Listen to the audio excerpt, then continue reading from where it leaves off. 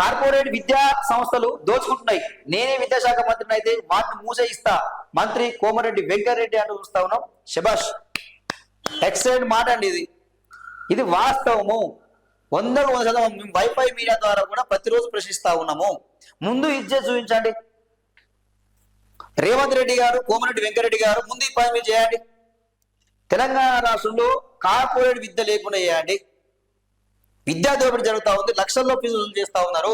ఒక్కొక్క స్కూల్లో చేసుకుంటే 2 లక్షలు, 3 లక్షలు, 5 లక్షలు, 10 లక్షల వరకు కూడా ఫీజులు ఉన్నాయండి. ఒక ఎల్కేజీకి పోతే ఇంటర్నేషనల్ స్కూల్ అని చెప్తే జస్ట్ అడ్మిషన్ కోసమే 2 లక్షలు, డొనేషన్ 1 లక్ష, మొత్తం 3 లక్షల రూపాయలండి.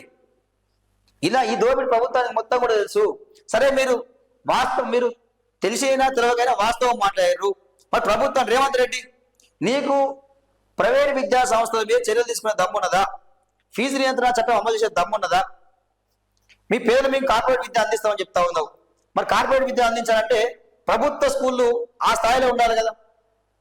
ఆ ప్రభుత్వ స్కూల్లో టీచర్లు ఉండాలి కదా. ఆ రిక్రూట్మెంట్ చేయాలి కదా. కనీస సౌకర్యాలు కల్పించాలి కదా. ఆ విధంగా ముందుకెళ్ళినప్పుడే కదా.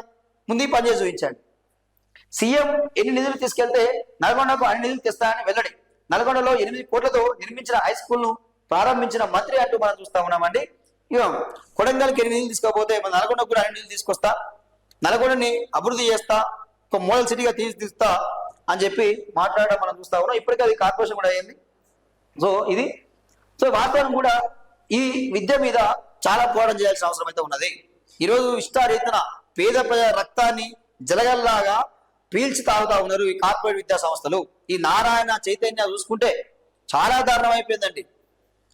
నారాయణ చైతన్య కాలేజీలు ఇష్టారీతిన ఫీజులు వసూలు చేస్తా ఉన్నాయి.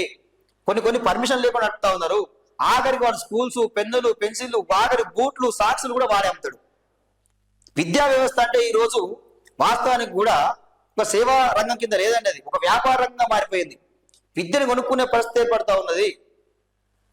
వారి విద్యను అమ్ముకుంటా ఉన్నారు, ప్రజలిక విద్యని కొనుక్కునే పరిస్థితిలో ఉన్నది. అది కూడా లక్షల్లో పెట్టి.